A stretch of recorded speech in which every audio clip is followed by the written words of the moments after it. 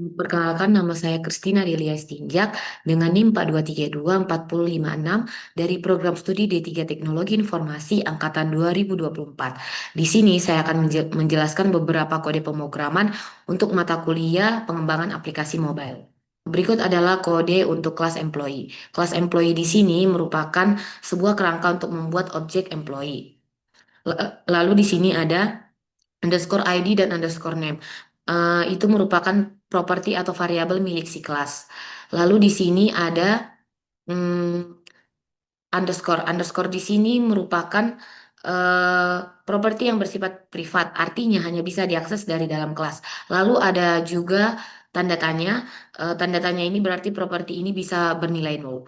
Lalu di sini ada get ID dan get name. Ini merupakan getter method yang digunakan untuk mengambil nilai dari properti privat. Lalu ada juga set ID dan set name. Ini disebut sebagai setter method yang digunakan untuk memberikan nilai ke properti privat. Lalu di sini juga ada underscore ID sama dengan ID yang digunakan untuk membedakan antara parameter ID dengan properti underscore ID. Lalu di sini juga ada fungsi main. Employee MP sama dengan employee merupakan membuat objek bernama MP dari kelas employee. Lalu ada MP set ID 2 ini memberi nilai 2 pada ID dan ini memberi nilai ano pada name. Kemudian di sini ada print. Print di sini itu menampilkan hasil ke layar dengan memanggil getter get ID dan get name. Jadi untuk outputnya itu akan menampilkan seperti ini. Kita lanjutkan dengan kode berikutnya yaitu untuk kelas notebook.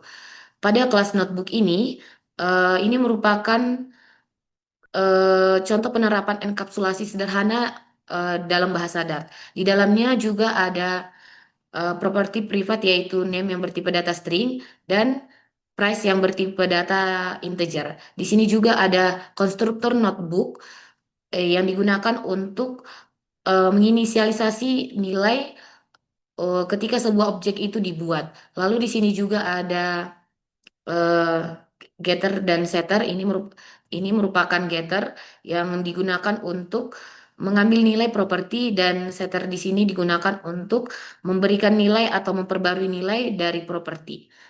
Kita lanjutkan dengan mainnya. Pada pada kode main ini di sini itu ada membuat objek dari dua kelas yang sudah kita buat sebelumnya yaitu employee dan notebook.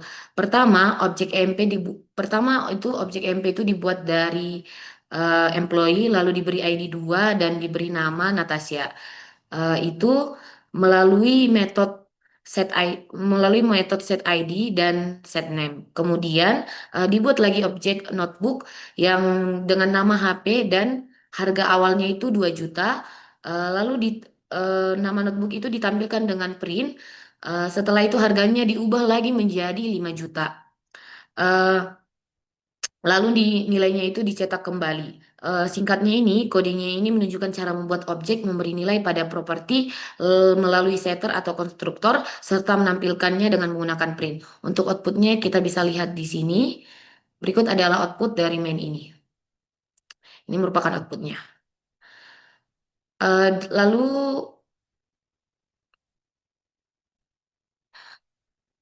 lanjutkan dengan kode met volume. Di dalam kode ini mendefinisikan kelas volume ini sebagai parent dengan metode hitung volume. Di sini juga terdapat 3 child class yaitu volume kubus, volume balok, dan volume silinder. Di mana volume kubus ini itu eh, untuk volume kubus itu panjang untuk volume kubus itu sisi sisi kali sisi atau sisi kuadrat dan volume balok itu panjang kali lebar kali tinggi dan volume silinder itu pi dikali jari-jari kuadrat dikali tinggi. Kemudian di sini untuk mainnya itu objek dari 3 kelas itu dibuat lalu dipanggil hitung volume untuk menghitung setiap volume bangun ruangnya. Jadi untuk Outputnya itu akan menampilkan seperti ini.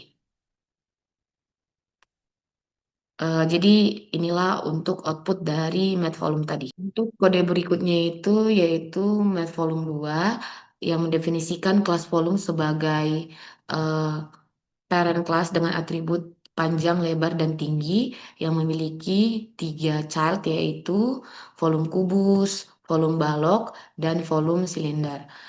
Bedanya di sini itu ada fungsi cetak volume yang menunjukkan polimorfis yang karena dapat menerima objek atau volume apapun baik kubus, balok ataupun silinder dan memanggil hitung volumenya sesuai tipe objeknya. Hasil akhirnya itu akan menampilkan seperti ini.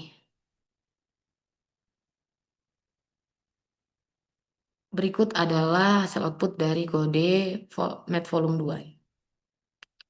Kemudian kita lanjutkan dengan kode persegi di mana kode persegi ini membuat kelas persegi dengan variabel statik untuk menghitung berapa objek yang dibuat. Setiap kali objek baru dibuat, nilai ini bertambah pada metode statik. Di mana untuk menghitung beberapa objek itu, di mana untuk nilai ini bertambah metode statik dengan tampilkan jumlah persegi di sini. Itu bisa dipanggil. Sementara untuk metode biasa itu seperti hitung luas. Seperti hitung luas ini harus lewat objek. Pada mainnya, program ini menampilkan jumlah persegi sebelum dan sesudah membuat objek lalu menghitung luas masing-masing persegi. Untuk outputnya bisa kita lihat di sini. Berikut adalah output dari kode pemrograman di atas.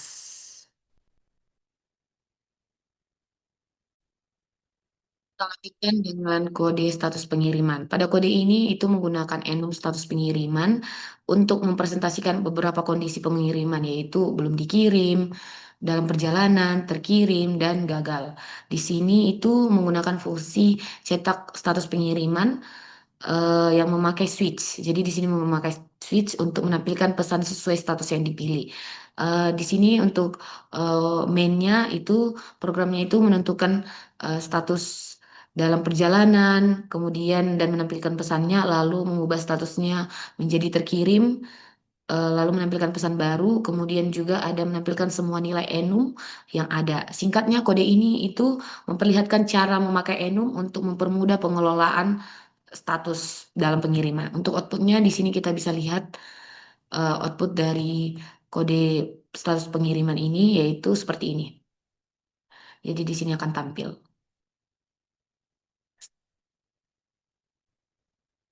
Dan kita lanjutkan dengan status pengiriman 2. Di sini juga terdapat 4 status yaitu belum dikirim, dalam perjalanan, terkirim, dan gagal. Setiap status itu punya deskripsi dan progresnya atau misalnya 50% untuk dalam perjalanan dan 100% untuk terkirim.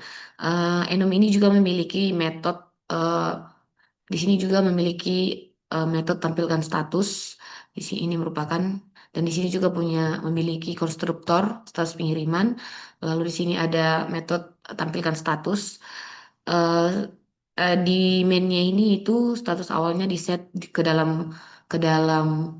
eh, dalam perjalanan lalu ditampilkan deskripsi dan progresnya. Untuk metodenya itu tampilkan status itu dipanggil untuk menampilkan info status lengkap. Di sini untuk metodenya itu menampilkan untuk status lengkapnya. Lalu statusnya diubah menjadi terkirim dan kembali dengan metode yang sama. Untuk outputnya itu bisa kita lihat eh, inilah untuk output dari status pengiriman yang kedua. Bedanya dengan status pengiriman yang pertama itu di sini tuh udah lebih kompleks, memiliki properti dan metode. Dengan berbeda dengan yang pertama itu, untuk status pengiriman yang pertama itu masih secara sederhananya. Dan ini merupakan untuk kompleksnya. Dengan kode berikutnya yaitu kode ini menunjukkan penggunaan abstrak kelas di Dart. Eh, Hewan di sini itu adalah abstrak kelas di mana eh, punya satu abstrak metode yaitu suara tanpa isi dan satu konkret metode yaitu bernafas. dengan implementasi. Kucing dan anjing di sini itu adalah kelas turunan. Di sini kucing dan anjing itu merupakan kelas turunan yang wajib mengimplementasikan metode suara. Dan di mainnya ini dibuat objek kucing dan anjing. Dibuat objek kucing dan anjing saat dipanggil suara menampilkan bunyi khas masing-masing hewan. Metode bernafas, eh, metode bernafas ini tetap bisa dipakai karena diwarisi dari kelas induknya. Jadi secara kesimpulan abstrak kelas ini dipakai sebagai kerangka dasar mewajibkan turunan misi metode tertentu seperti suara, tetapi juga bisa menyediakan metode umum seperti bernapas. Jadi untuk eh, hasil outputnya yaitu seperti ini.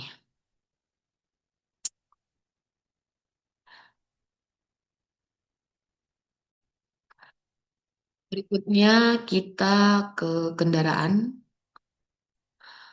Pada kode ini itu menjelaskan penggunaan interface di mana kendaraan di sini itu didefinisikan sebagai kelas biasa, tetapi dijadikan sebagai interface dengan metode maju mundur yang masih kosong. Kemudian mobil-mobil dan sepeda di sini itu menggunakan keyword implement. Menggunakan keyword implement artinya mereka harus mengisi ulang semua metode dan kendaraan. Di main ini, di main ini itu ada objek mobil dan sepeda dibuat lalu eh, metode maju dan mundurnya itu dipanggil sesuai perilaku masing-masing. Jadi secara kesimpulan itu interface itu dipakai sebagai kontrak semua kelasnya itu yang mengimplementasikannya wajib menyediakan isi metode yang sudah didefinisikan. Jadi untuk outputnya itu seperti ini. Berikut adalah output dari kode kendaraan tadi.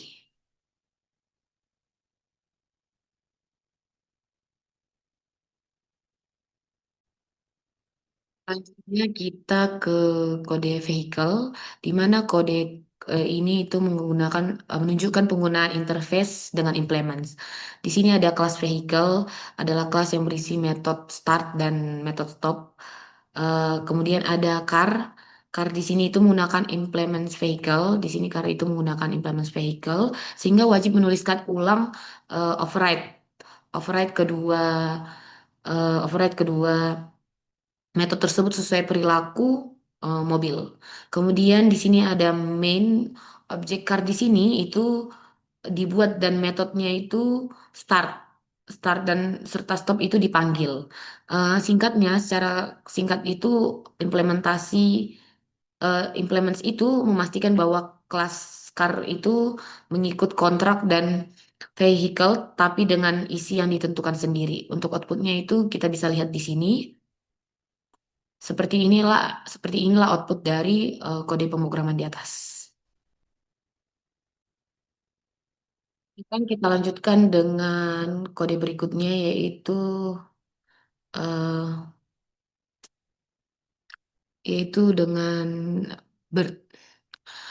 Pada BERT ini itu menunjukkan penggunaan mixin. Apa itu mixin? Mixin itu adalah fitur di Dart yang digunakan untuk menyisipkan atau menambahkan fungsi atau perilaku ke dalam sebuah kelas tanpa harus pewarisan atau inheritance secara langsung. Di sini itu ada flyable dan walkable, di mana mixin ini yang berisi method fly dan method walk. BERT di sini, kelas BERT di sini itu menggunakan keyword with untuk mewarisi perilaku dari kedua mixin tersebut sehingga otomatis punya kemampuan fly dan walk eh, dari sebelumnya. Selain itu juga punya eh, metode sendiri yaitu ke keep keep itu di main itu juga metode di main itu objek bisa memanggil metode flight, walk dan chirp. Jadi untuk outputnya itu seperti ini. Untuk outputnya bisa kita lihat di sini.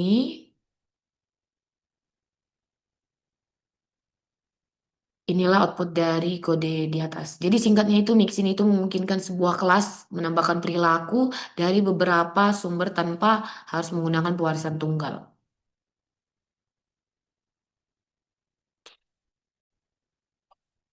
Untuk kode berikutnya itu untuk kelas animal. Ini secara keseluruhan itu kodenya itu menunjukkan penggunaan faktori konstruktor di Dart.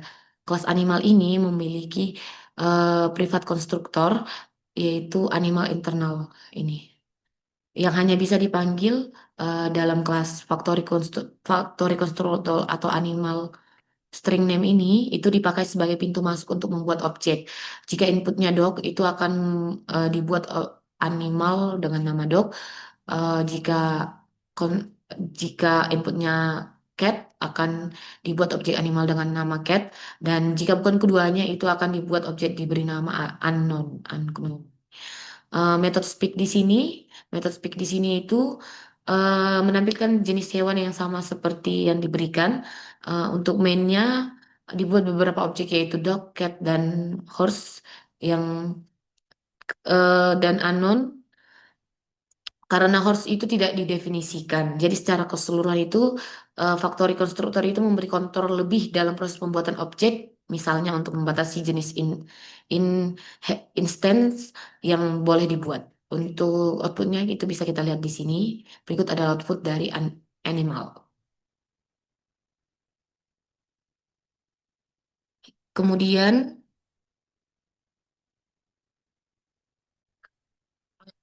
dilanjutkan dengan selanjutnya yaitu adalah box. Pada kode ini itu secara umum tentang penggunaan generik kelas di dalam Dart. Box box T di sini itu adalah kelas generik di mana T adalah tipe data yang fleksibel. Artinya itu bisa bertipe data string, integer ataupun yang lain-lain. Properti eh, underscore content di sini itu merupakan digunakan untuk menyimpan nilai dengan tipe tipe T.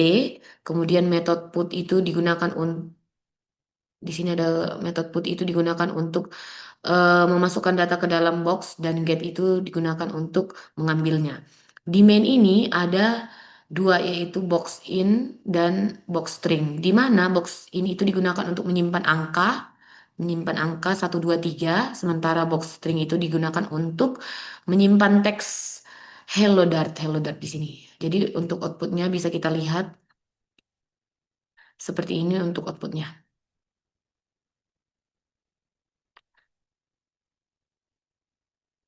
Kemudian sekarang kita lanjutkan dengan kode berikutnya, yaitu mengenai find middle. Secara umum, kode ini menunjukkan penggunaan generic function di dalam Dart. Find middle T ini itu adalah fungsi generik dengan parameter T, artinya bisa dipakai untuk berbagai tipe data. Pada main ini dipanggil dengan list angka 1, 2, 3, 4, 5, kemudian dipanggil dengan list string yaitu Alice, Bob, Charlie, dan David.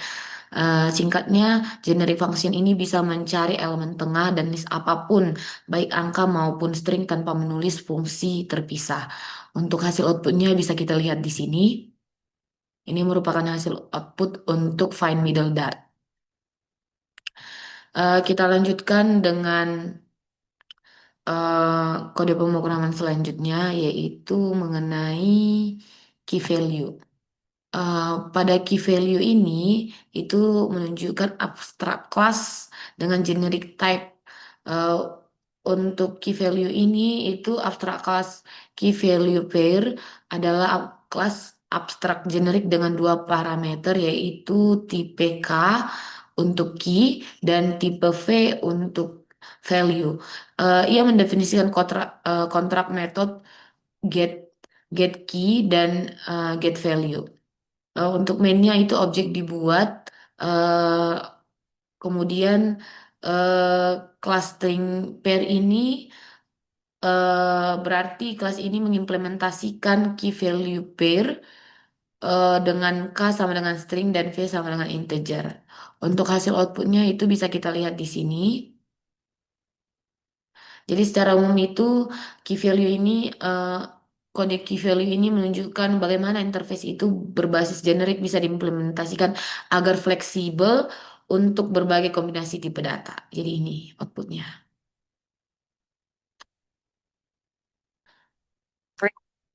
Ini kita ke kode pemrograman number box. Pada kelas number box T ini itu menunjukkan generik dengan batasan tipe T extends num di Dart.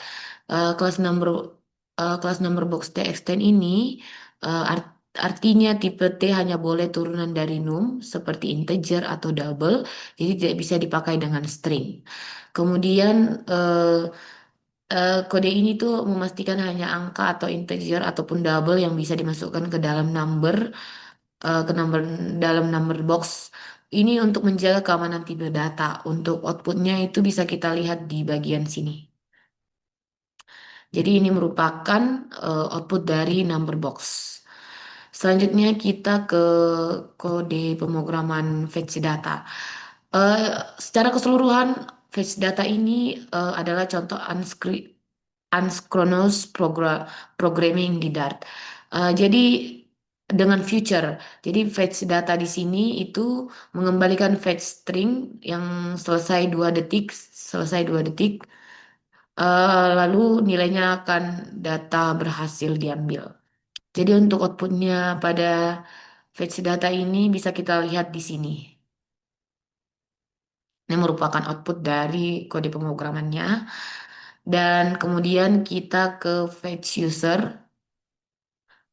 Di sini eh, penggunaan unsync ataupun await untuk menangani proses unscreen snooze, di mana fetch user order ini yaitu menunggu atau wait selama 2 detik. Untuk mainnya bisa kita lihat di sini. Untuk mainnya, untuk hasil outputnya bisa kita jalankan. Di bagian ini akan muncul hasil output dari fetch user. Kemudian untuk kode selanjutnya yaitu constraint.